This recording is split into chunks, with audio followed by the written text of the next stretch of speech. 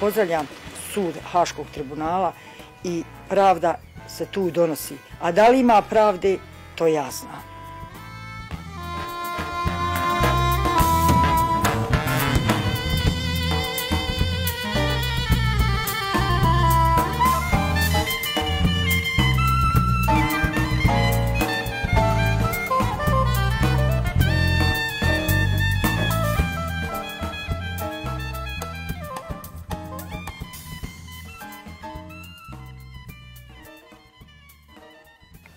Meni su u Keretermu ubili oca, a bratu se od tada izgubio svaki trag.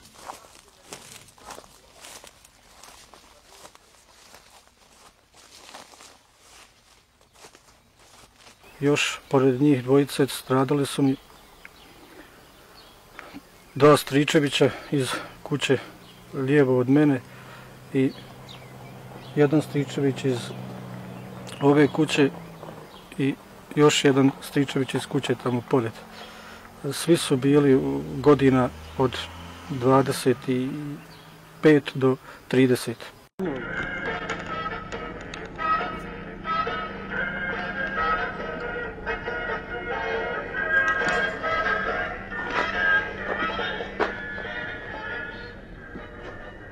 Prvo smo morali skinuti sve sa sebe, ako ko je imao kaput ili nešto, do košulje i do majice. I poredali su sve jedan do drugoga. Tada je nastala tučnjava. Tukli su, okrenuti smo bili uza zid. Tukli su nas sa svim i svačim. To je jedna veća grupa bila, jedan prestani, drugi nastavi i sve tako. Ovdje smo bili sigurno jedno 5-6 sati uzazi i tučeni.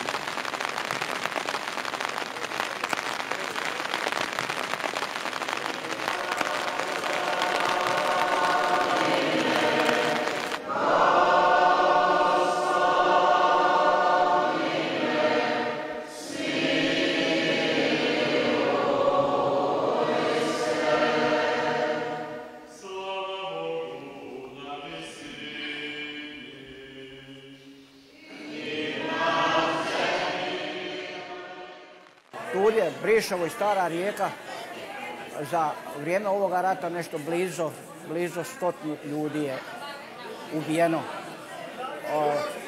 Sve civila, niko nije bio naoružan, niko nije bio borio se ni protiv koga, sve kao civili su stradali. Eto, smetali su nekome, ne znam zbog čega.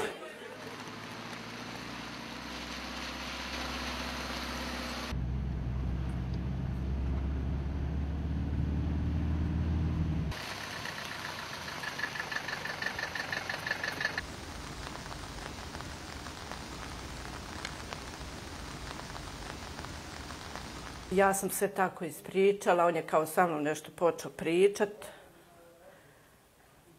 Kaže, zna se, kaže, sada šta tebe slijedi. Pošto sam ja mislila da on mene stvarno ima nešto ispitat, da mu nešto mogu odgovorit, on je meni naredio da se skinem, da ću tu noć sprovesti s njim. Ja sam počela da plačem, počela da ga molim, preklinjem. On jednostavno se tako prema meni smio, ponašao kao tako nekako neozbiljan. Ja sam sve mislila da ću ja moći u tim nešto kao da se odbranim. Međutim, ja na to nisam pristala, on me gurno i počeo da me skida. Ja onda me je prestao, onda je uzeo pušku, perio prema meni. Tad sam ja bila prisiljena da moram raditi ono što je urađeno.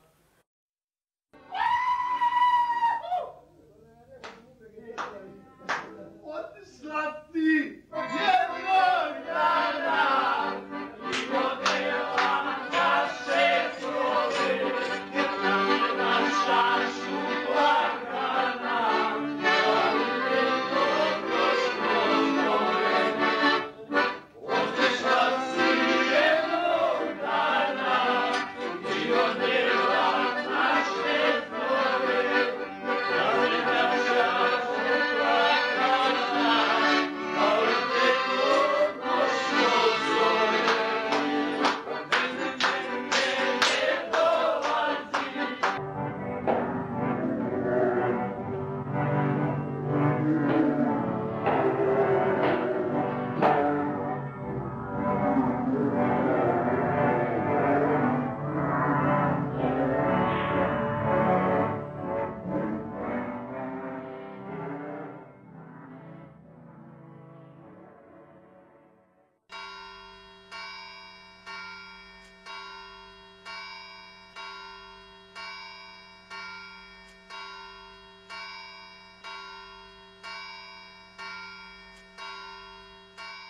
13. godina kako je ova crkva srušena. Ova je crkva srušena, točno ću vam reći datum, 3.3.1993.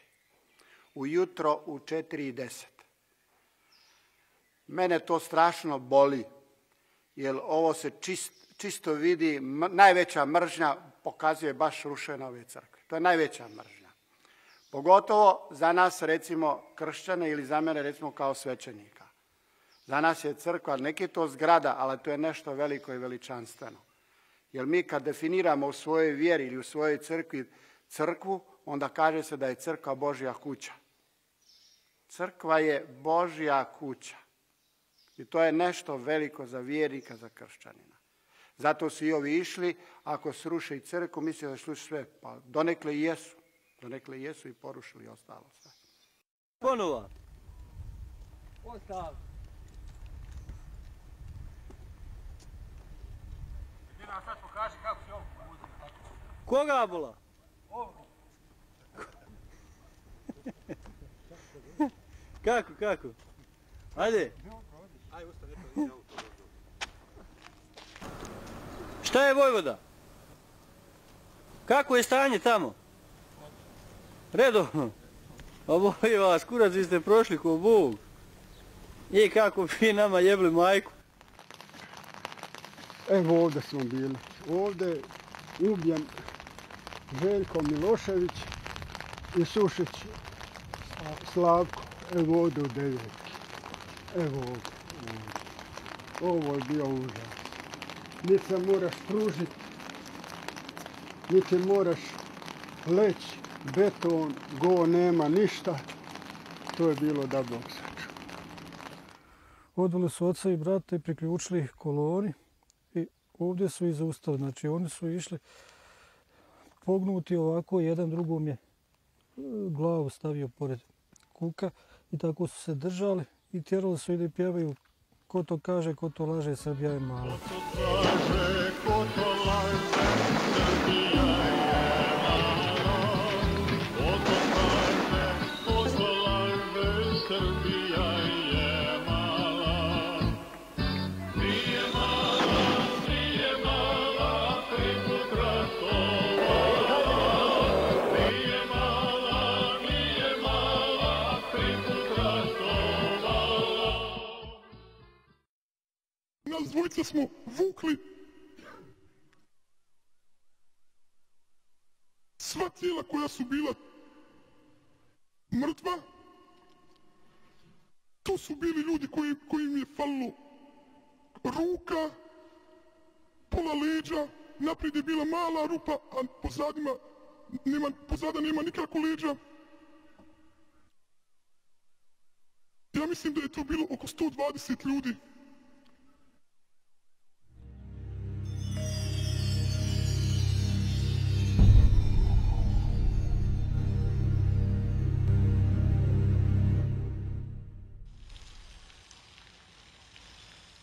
The primary motivation for what we're doing is to bring justice to the victims in the former Yugoslavia, and to do that to the maximum extent that we can. And that's what we're all about.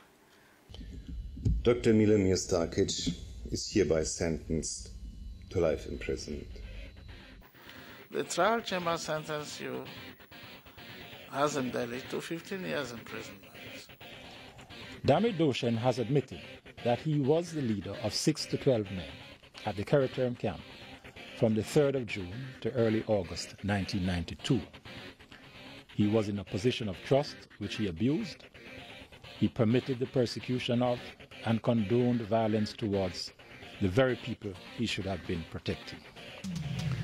In respect of Damir Doshen, a sentence of 5 years imprisonment, Dragan Kulonzia has admitted to being a shift leader at the Karaterm camp from early June to 25th July 1992. As shift leader, he had some control over 6 to 12 guards on his shift, and thus exercised some authority in the Karaterm camp. In respect of Dragan Kulonzia, a sentence of 3 years imprisonment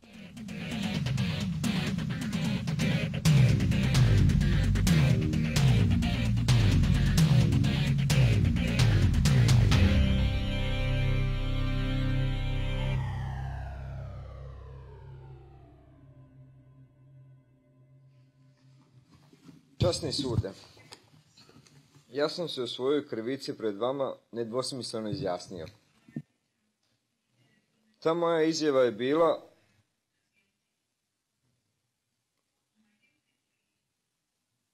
istini iskrenoga kajanja.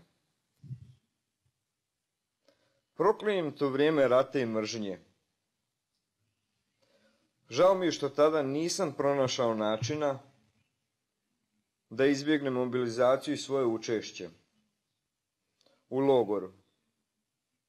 Žao mi je svih žrtava i proklinjem svoje ruke što su na bilo koji način nanijele bol nevinim ljudima. Ono što je on dole rekao, to apsolutno meni ništa ne znači, niti znači bilo kojem od mojih rođaka. Jedini pravi efekat tog tribunala je da sutradan ti ljudi okreću glave, znači Srbi u Prijedoru, da okreću glave od Banovića, da sklanjuju djecu svoju ispred njega, jer to je monstrum, to je čovjek koji je, znači, u tom trenutku 92. bio monstrum i teško da se mogao popraviti i nakon tih 8 godina, znači kad izađe, teško da će biti mnogo bolji. As prosecutor, I must say, the most important element is the willingness of the accused to testify in court. And it is the search for the truth. And I think it is also extremely important as an element of reconciliation. I personally would not be in favor of this because it's not in the spirit and not in the mandate of this tribunal. We have at least to try to maintain peace on the ground. And one prerequisite is to come as close as possible to the truth. And the truth can't be found in a plea agreement. When you start moving into torture and rape and anything that is a very profound harm and affront to human dignity, then low sentences arguably do more harm than good. But at the same time, there's this tension, you know, in processing cases. You will not get an agreement unless there's something in the bargain. Sarajevske drine, ovdje Čekera, evo Čeker, jedan pola marke, Čeker, jedan opet. Samo pola marke, jedan Čeker, opet. Evo drine Sarajevske lepimo. Mi na pijacu idemo da trampimo i budemo prevareni i prevarimo nekog drugog. Jel? Na sud kad idemo u uvjerenju da će pravila ponašanja biti poštovana, da će biti poštovane neke temeljne norme civiliziranog ponašanja. A po mom mišljenju nije civilizirano čovjeka koji je ubio 5 ljudi osuditi na 8 godina. Nije civilizirano čovjeka koji je priznao, koliko god iskreno, da je učestvovao u streljanju 1000 ljudi zajedno poslije podnio osuditi na 10 pa mu onda kaznu smanjiti na 5. To nije civilizirano. To, kako da kažem, to potkopava temelje civilizacije, a to je da je zločin uvijek sankcionisan. Zapravo, kod žrtava je prisutan osjećaj da priznanje gotovo potpuno anuliraju samo djelo. Priznanje bi zapravo trebala biti samo jedna od olakšavajućih okolnosti u donošenju konačnih sudskih presuda. Nažalost, u mnogim slučajevima one to nisu bile.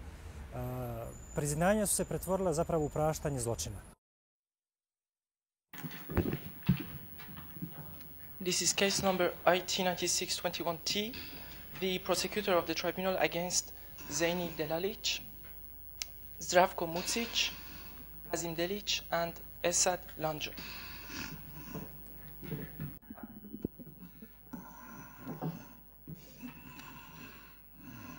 Thank you very much. Now, this morning, the trial chamber pronounces its judgment in this case, which has become known as the Celebici case. Pavo Mucić, on je trebao da više ostane tamo nego što je bio. Sve što je bilo u Čelebiću i sve što su radili drugi, sve je bilo pod njegovom direktivom. Međutim, bilo je tako kako je bilo. Ja nisam ni malo s tim zadovoljna. 2 čovjeka su, zahvaljujući takvim blagim kaznama, već na slobodi. Jedan od njih, Dragan Kolundžija, je čovjek koji je na slobodi, a nije proveo niti dana u pravom zatvoru. A isti taj čovjek je bio vođa smjene kada su ubijeni moj otac Uzeir, moj brat Enes, moj stričević Samir, moj stričević Emdžad, moj stričević Nedžad. Znači, taj čovjek je sada dole u Prijedoru, vjerovatno ga i prođem ponekad pored njega i ja sam često u Prijedoru, ali eto, on je živ i slobodan, a svi ovi ljudi nevini koji su odvedeni evo iz ovih kuća ovdje, znači niko od njih nije imao ni pušku, oni su svi pod zemljom, a što je najžalosnije, niti jedan od njih još nije ni pronađen.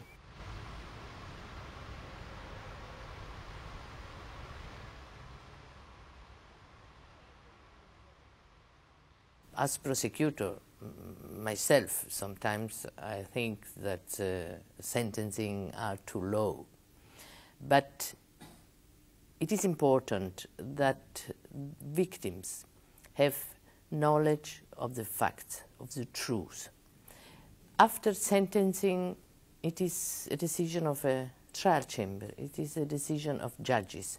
But important is the conviction. Somebody is convicted to be guilty. I know it's very, very difficult to understand for outsiders and also for us judges the discrepancies between the sentences in one trial chamber and in another.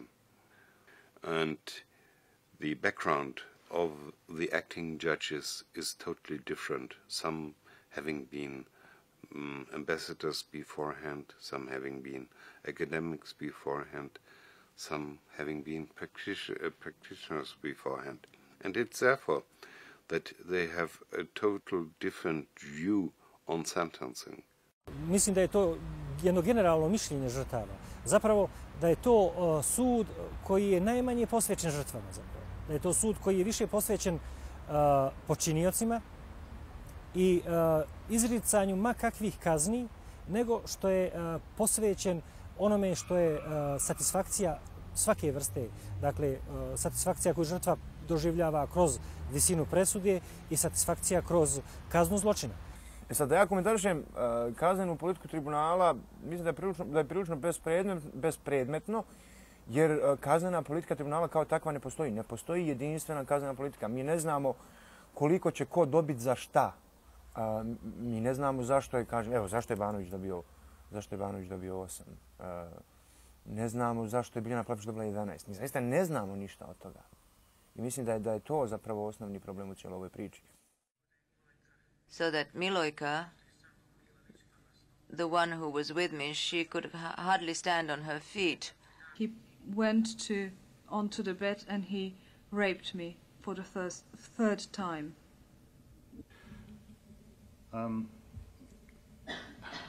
Again, did he penetrate your vagina?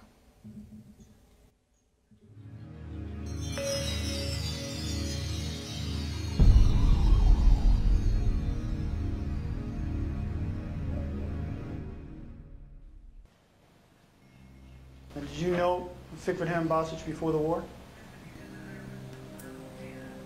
Da. Why is it that you didn't recognize him on that day?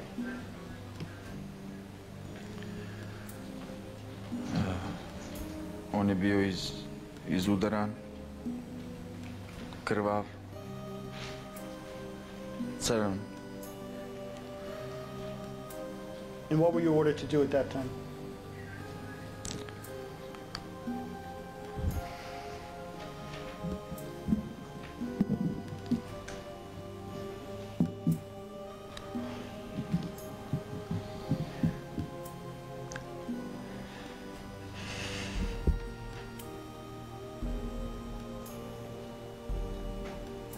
Were you ordered to lick his ass, Mr. H?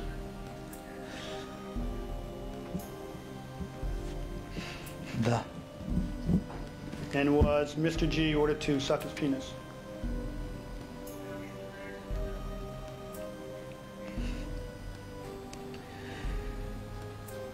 Da. What was the next order?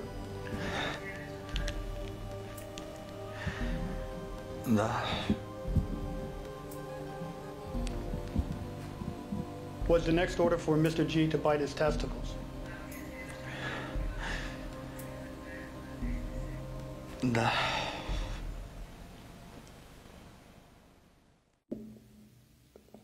When I was president, two reporters came and they were interviewing me like you're interviewing me.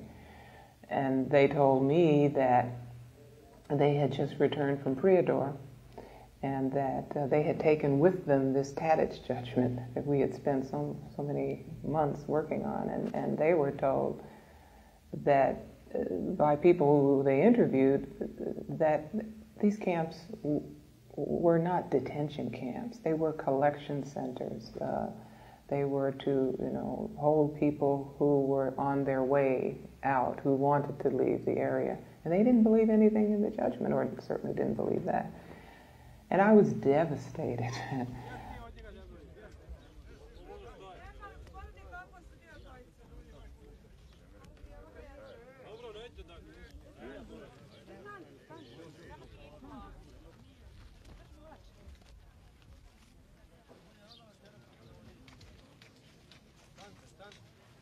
Ja sam se recimo vratila u Prijedor 2002. godine, negdje u ljeto.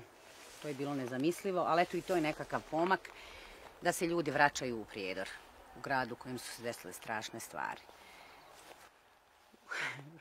U zgradi u kojoj ja živim, otprilike to izgledalo ovako.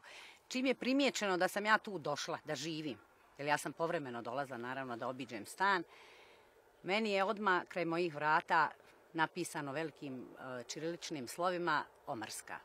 Dakle, ja trebam shvatiti, ovako sam ja to i protumačila, gdje sam ja, jel? Možete reći, nije ne interesuje ni ambulanta, ni krst, ni ništa, idemo, prekidamo sve. Idemo.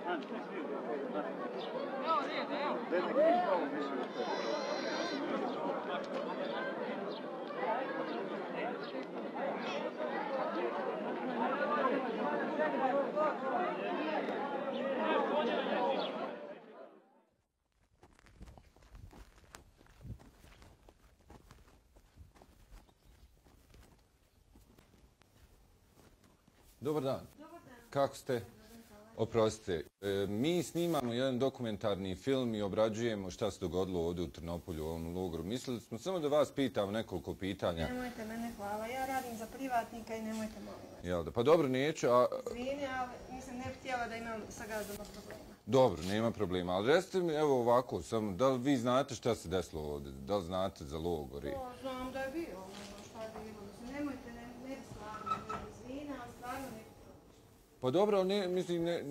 Evo stvarno, oprosti, A zbog čega? Pa posao mi je važnije iznad svega i ne bih htjela da imam problema s nikim. A mislite da bi imali problema ako... Ne mogu ja znat ništa, mislim, nemojte me pogrešno shvatiti, ali, znaš, opet nekog drugog pitajte koje bez ikakvih. Pa dobro, neću ja ništa snimati, evo vidite, nisam, samo sam htio da... Znam ja sve, ja vas razumijem. Da. Ali, kažem, znači, ne bi ništa rekli, čak ni ono osnovno.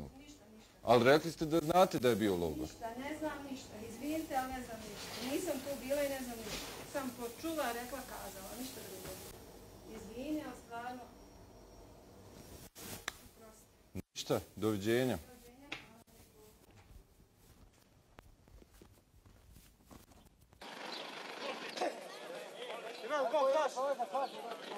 Ne treba vam sad vode, jel? Ima i vode. Nećete dobiti sam na poslu. Umne pune.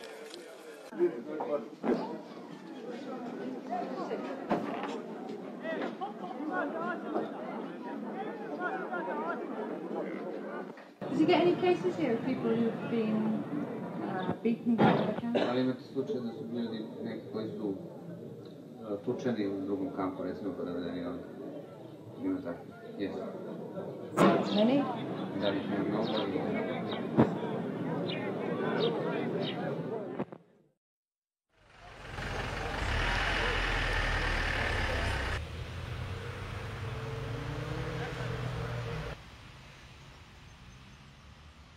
po gradu su silni spomenici tim žrtvama srpskim, a ovo je vrhunac. Ovo zaista mislim da je vrhunac. Ne znam kako bi to nazvala, ne postoji neka riječ teška koju bi ja upotrebila, sarkazma, ironije, omalovažavanja, vrijeđanja žrtve, ne znam kako da kažem. Podići u koncentracionom logoru Trnopolje ovako jedan spomenik i napisati ovaj tekst da su borcima koji svoje živote ugradiše u temelje Republike Srpske. Jel? To se njima podiže spomenik. Ovo nije prvi put da ja gledam ovaj spomenik. Zaista sam povrijeđena i ne mogu to da shvatim. Pa eto, kad i neko i ne priča o zločinu, ja to mogu nekako i opravdati i mislim, eto, možda još vremena treba proći. Ali kad neko slavi zločin, rezultate zločina, mislim, spomenicima, to je zaista van pameti.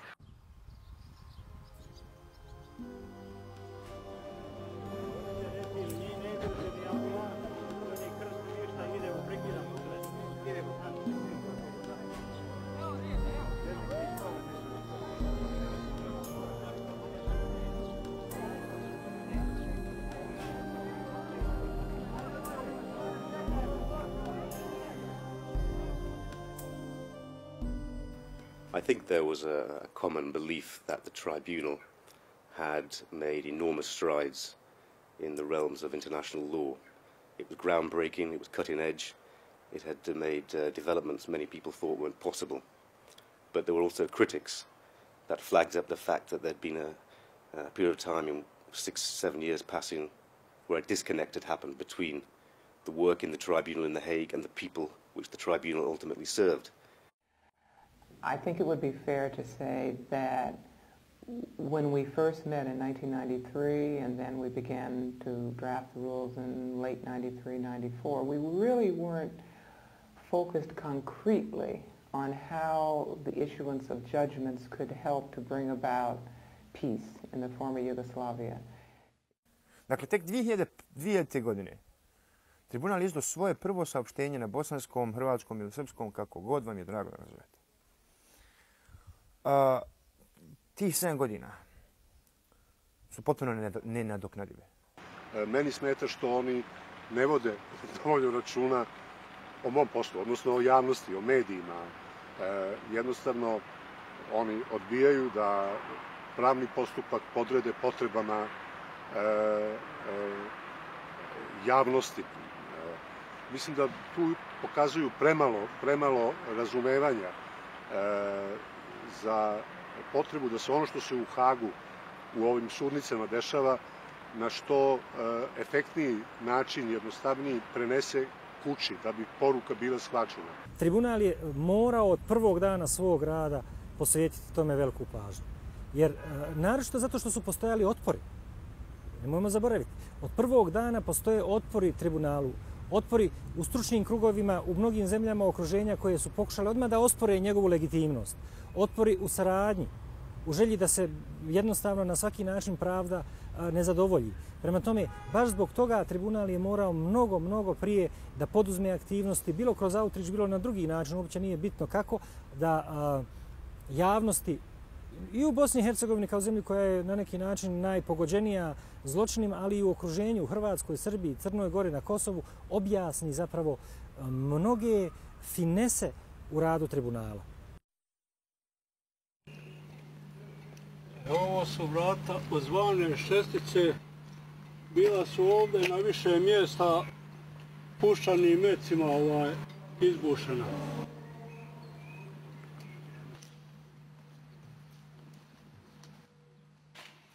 Da li vam je teško što ste danas ovdje? Teško mi je. Teško mi je zato što smo se ovdje trefili najuža familija, otac, djeca. I tako, i gledajući jedno drugo šta se radi, bespomoćni bilo što da učinimo.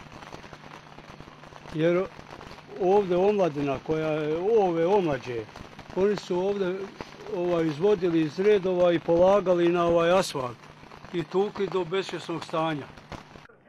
Koji će nam kazati da li je zatvor u Čalebićima zaista ozloglašen, kako to govore sredstva informisanja takozvane Srpske republike Bosne i Hercegovine. Ja mislim da je on samo ozloglašen na televiziji Beograd. Što se tiče stvarnih, objektivnih uslova, to možete i sami da pogledate. Kod nas ovdje često dolaze i međunarodne organizacije, Crvenog krsta i druge humanitarne organizacije koje to obilaze.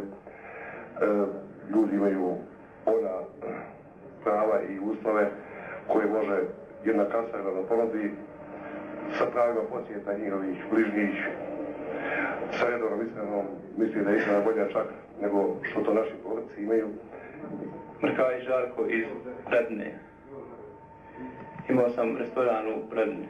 Ovdje sam ratni zarobljenik, zarobljen sam drugi dan nakon borbe u Radine. Kakav tretman imate ovdje? Kako se ponašaju prema vam? Nama se ponašaju dosta korektno, hrana nam je dobra, dolazi redovno 3 puta dnevno. Nalazimo se na ulazu improvizovane ambulante u krugu zatvora u Čelebićima.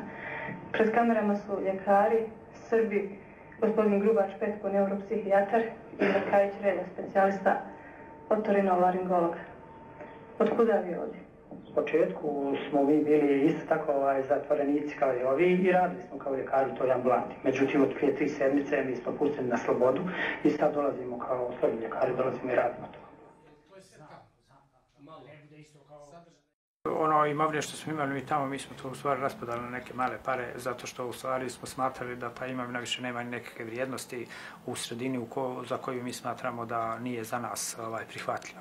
Tako da smo mi gledali da što prije se toga riješimo, da nas ne bi nešto vezalo sa tom sredinom, jer jednostavno smo izgubili sve nekakve emotivne i bilo kakve druge veze sa tom sredinom, tako da smo mi to brzo raspodali za jeftine pare i preselili se ovako. Muž može ovako da kaže, zato što nije rođen. A zamislite kako se ja osjećam kad znam da nikad ne mogu otići u svoje rodno mjesto i da ja tu više nikoga nemam. Mislim, to je, znate, imate osjećaj kad bilo gdje odete, kada se vraćate vašoj kući, znate kakav je to osjećaj, jedva čekate da dođete tu. A vi ste izgubili, moj muž može da ode u Crnu Goru i da posjeti svoj kraj. Ja se u svom kraju ne osjećam sigurno. Ne osjećam. Kontaktirate li sa prijeratnim prijateljima iz Konjica, muslimanima? Ne. Ne. Živjela Srbija! Živio Islam! Živjeli Srbi! Živjeli muslimani!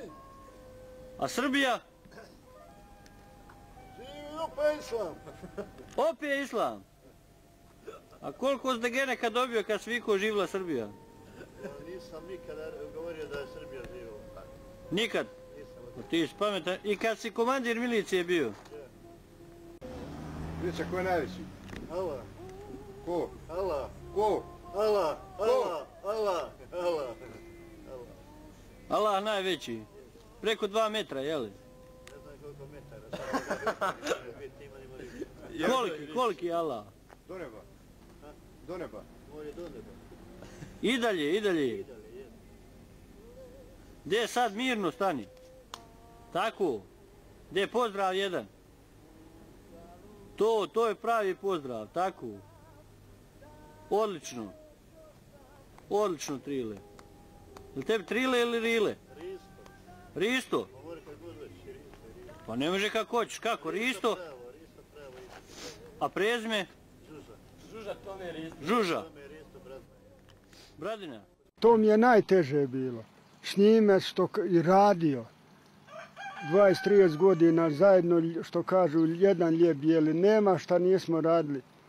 A on došao pa me, eto, to mi je najgore. Ja nisam mogao zamisliti da to mora biti, da će ljudi to uraditi. Ali da, ja vičem, bolam, pa što radiš, to dosta smo ljeba zajedno pojeli. Nemoj to, kaže, više nikad niđe pričati. Šta ćeš?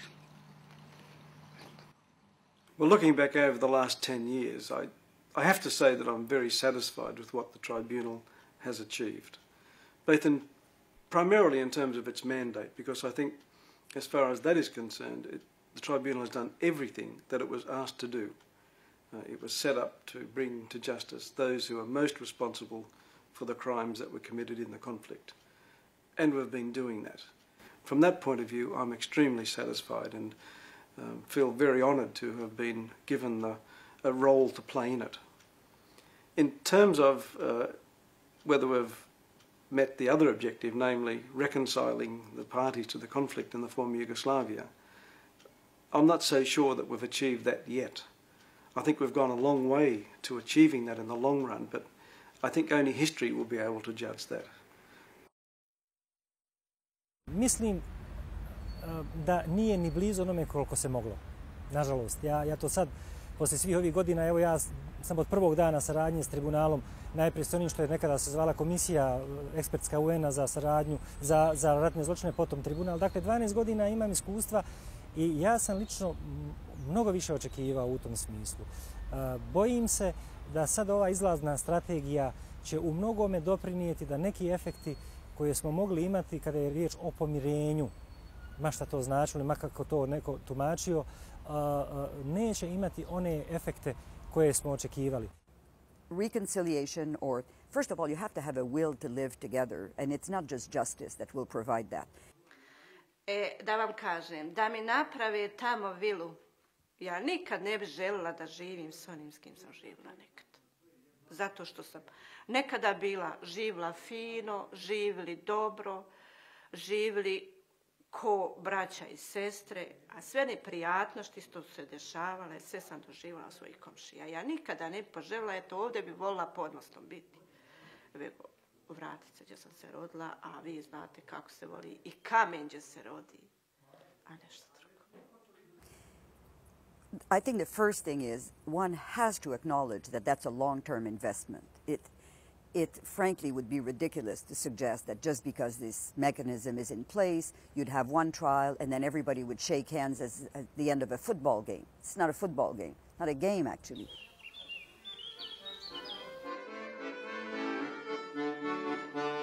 Oj prijedore pun si mi se vdaha, srce moje puno je uzdaha. Kad se sije... Možeš ti popraviti? Ne budeš više išli u Italiji, moraš popraviti.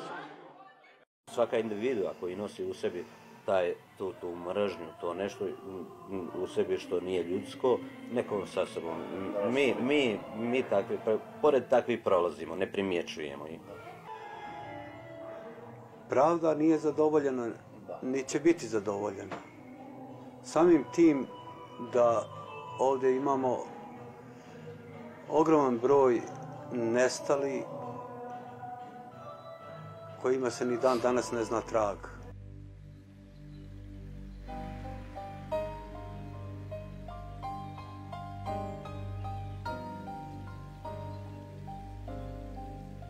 Ova župa prije rata, to jest prije 1992. godine brojala 1522 vjernika, a danas župa broji 210 vjernika.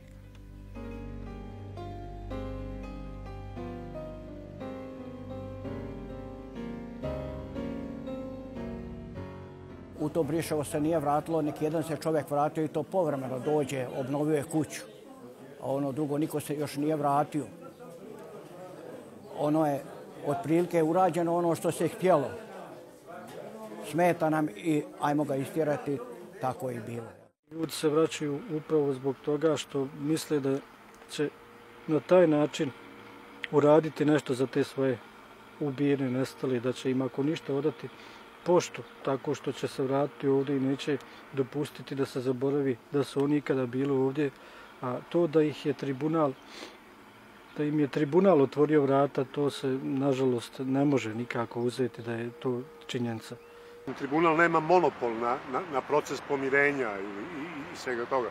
Problem je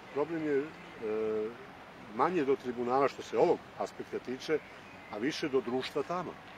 I političkog, i do politike, i do medija, i do raznih društvenih organizacija, nevladinih organizacija i tako dalje, koje mogu da doprinesu tome, ali koje ništa ne čine. Mi smo rođeni u ovom gradu, živjeli smo u ovom gradu, volimo ovaj grad i mislimo ostati u ovom gradu. To je suština svega. Problem je što, znači, nismo opterećeni vlašću, želimo samo da promijenimo situaciju i da pomognemo ljudima koji su sposobni da nešto urade u ovom gradu. Isto tako činjenica da smo mi politička opcija mladih, znači nismo politički ogranak nikakve partije, stranke, ničega, nego smo mladi koji su se okupili, multinacionalna opcija, koji pokušavamo jednostavno i tek ćemo da radimo i bit ćemo totalna, bar ja to tako doživljavam, opozicija i lijevoj i desnoj opciji. A šta je sa zajebanim pitanjima, što ste rekli? Znači, po mom mišljenju, ja mislim da ovdje jedan od osnovnih problema je to što nema spremnost da se suoči sa onim što je bilo 92. Kako ćete svi prema tome postati? Teško pitanje. Sve druge, ja kažem, nek rješavaju bolesni umovi koji su tu fikciju od rata i taj apsurd počeli. I Haag nek rješavaju oni. Mene ne interesuju ni oni, niti mi interesuje Haag, niti mi interesuje šta je bilo do 95. Što se tiče tih stvari, to su vrlo škakljiva pitanja na koja svi pokušavaju da nađu odgovore. I uvijek gdje god s kim god da razgovaraš, svi ti to pitaju. Mi bismo voljeli kada ne bi morali odgovarati na ta pitanja. Rat je bio, rat je iza nas. Ljudi su stradali, patili se, odlazili od svojih kuća, vraćali se na ruševine. I možda ne bi trebalo toliko se i dalje potencirati to. Mi smo, ulazimo u 10. godinu nakon Daytona, skoro 10 godina, ali to je jedan dokument koji je zapravo svojom suštinom najviše doprinio da mi imamo situaciju koju imamo kad je riječ o suočavanju s prošlošću, jer se zapravo jedan dugi niz godina u periodu nakon donošenja Daytona 96. 7. 8. pa gotovo do 2000. godine bila je prisutna jedan pritisak međunarodne zajednice da o zločinu ne trebamo govoriti, da zločin trebamo zaboraviti jer je to u interesu mirovnog procesa. Zapravo čini mi se da je to bilo potpuno suprotno onome što je suština suočavanja s prošlošću.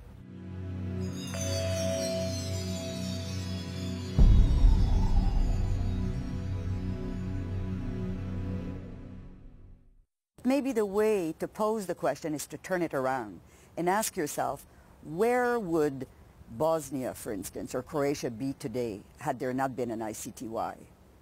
Ono što su oni radili, ljude koje su oni procesuirali, teško da bi iko drugi procesuirao. Međutim, postoji druga jedna strana. Bojim se da je taj tribunal u trenutku kada je preuzeo taj posao na sebe, automatski sve druge razvlastio da to ne rade, da to ne moraju činiti.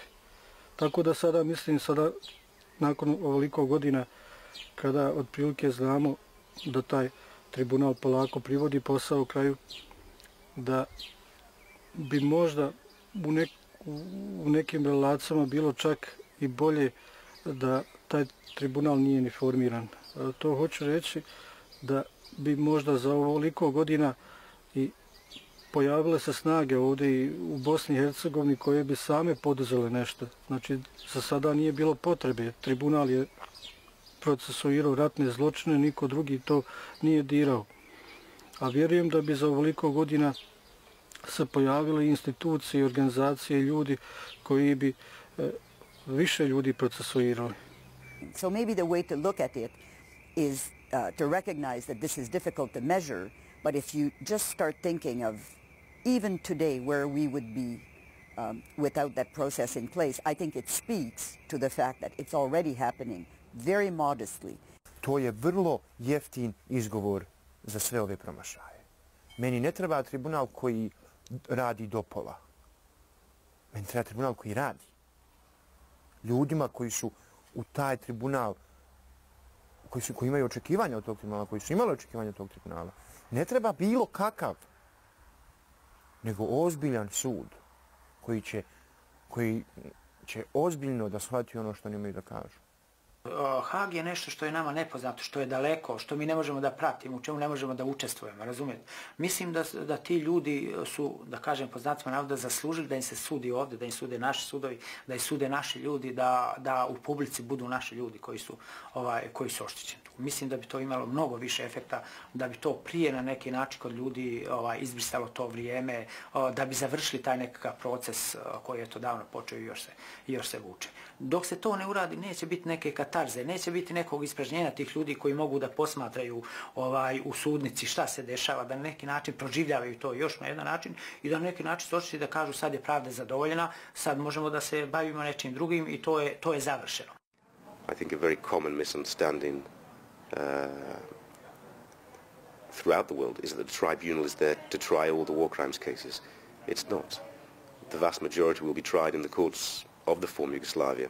We will take on a select few, and I hope we can work in partnership. We should have really have done so over the course of the last 12 years or so. Regrettably, there has been this situation whereby it's them and us. We have to break down them and us, otherwise the tribunal cannot succeed. It's still not too late to achieve this, whilst at this point in time the level of understanding and acceptance of what we're doing may not be satisfactory, but that can change. So I agree that the tribunal and the media have to work with others to improve this perception, because, as I repeat myself, unless we achieve that, then I think it can be said that we haven't succeeded in our mission.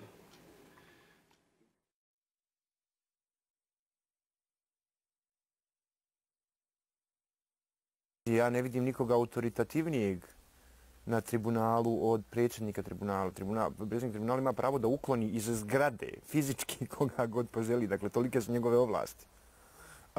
Očigledno je da se na kraju krajeva rad tribunala se mijenjao, odnosno tribunal je mijenjao pravac u zavisnosti od toga ko je bio predsjednik. I uvijek je predsjednik tribunala bio onaj koji je davao ton politici tribunala. Politici, kada kažem politici, mislim sudskoj politici, kaznenoj politici, ovome ili onome.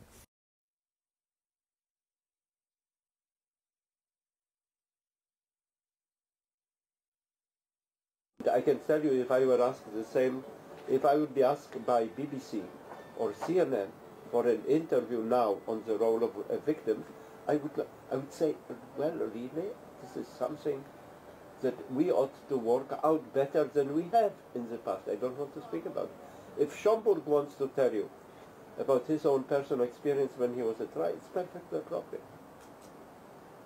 Okay. Believe me, you know me, I respond to invitations, no, but not on this topic at this time. Yeah. Okay. Okay. Fine. Thank you. You realize you are disappointed, but no, I am extremely disappointed. Not because of the fact that we came from Sarajevo to do well, this. You did not come. Excuse me. Let me just make it clear. No. There was no promise of an interview at all. No, that is true. That is true. But so what I'm just saying is, what I'm disappointed about is that I now do not have the official viewpoint of the institution. There is no official viewpoint of the institution on anything. We work as we work. There are lots of things on which I cannot give you an official view without reflecting and discussing it with judges. You want an official view from the president on something that the tribunal still has to finesse to work it out. 11 years after it was set up. Well, okay. Come on. No, I will. Yeah. Thank you. Thank you.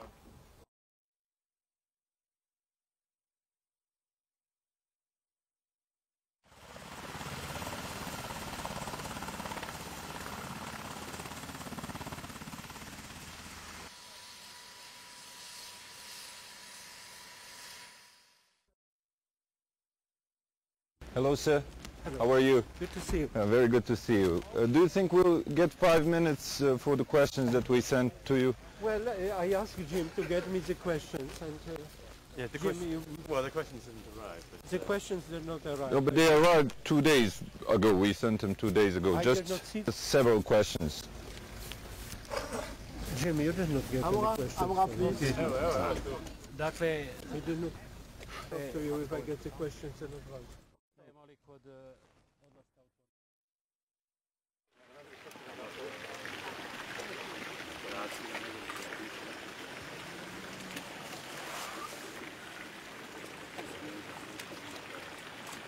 Mislim i ovoga puta da je predsjednik suda došao ovdje lično radi svoje promocije. I sam njegov dolazak i sam njegov povratak i njegov govor koji je držao na mjestu zločina uopšte nije poveo računa gdje se mi nalazimo, šta smo mi, ko smo mi, iako je bio na tom mjestu gdje smo dio mi toga mjesta. I think you just go ahead and read it. The whole thing. Read the whole I will just not stop for translation. Je ne m'arrêterai pas pour la traduction.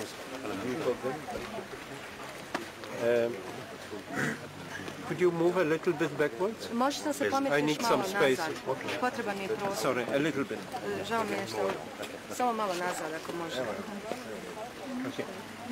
It is with honor and humility. Čast mi je osjećam poniznost. Nije nijednog momenta, nijedne sekunde pomislio gdje ste majke, neka stoje pored mene, ja sam došao ovdje radi njih. U tom sam vidjela da je došao samo radi sebi. A mi smo samo ti, njegova ciljana grupa, da se nađemo tu kad se bude sliku, da je ipak bio s nama u društvu.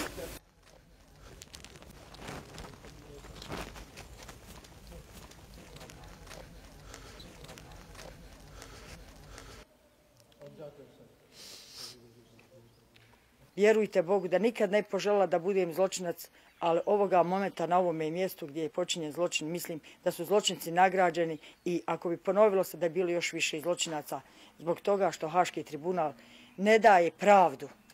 On sudi po pravu, ali nema pravdi. I pitala sam ga kakva je za njega, šta za njega znači pravda ako se zna da je zločinac ubio i da je priznao da je ubio, a bude nagrađen 4-5 godina. Da li stvarno misli da je to pravo na neki način ticalo se i pravde? On je rekao da je to filozofsko pitanje. A mislim da ja nisam filozof, da sam ja žrtva, da još uvijek tražim kosti moga sina.